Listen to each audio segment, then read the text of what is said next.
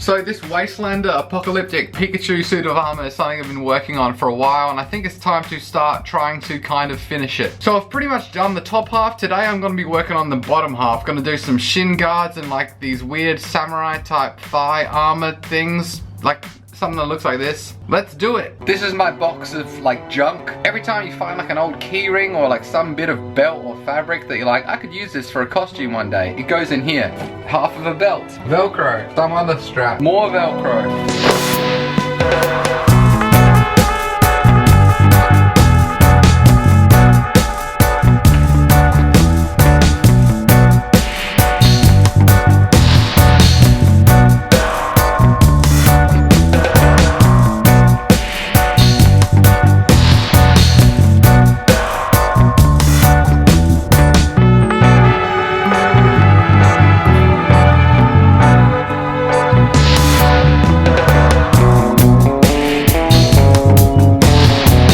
Gave those shin guards a coat of just a PVA wood glue just to seal them in before I do the painting. Now I want the shin guards to not be symmetrical. So far it's a pretty good costume, but for a Wastelander costume it's a little bit too nice looking. These bracer gauntlet things that I made are pretty similar to each other, so I'm going to try and make the shin guards look a little bit less similar. Also, this is unrelated, I stuck a Pikachu head to an Ash Ketchum figure.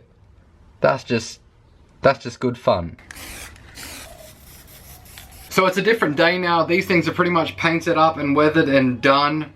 I'm gonna work now on some thigh armor. Now I'm gonna do a thing, Japanese like Samurai Haidate, I don't know how to say it. It's like this stuff. I actually got the idea from another YouTube channel, a guy called ZNA Productions. He makes a bunch of cosplay armor, but it's actually functional real armor. Anyway, I've got some fabric and like this belt thing. Let's do something.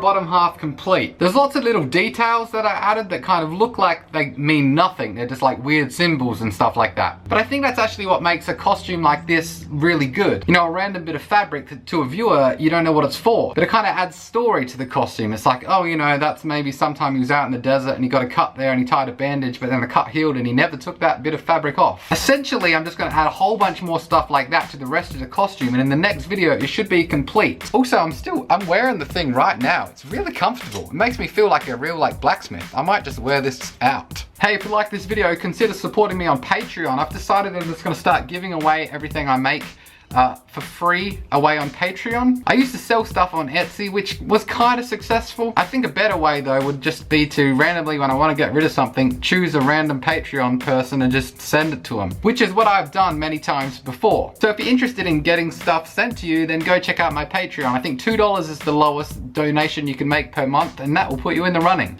Anyway,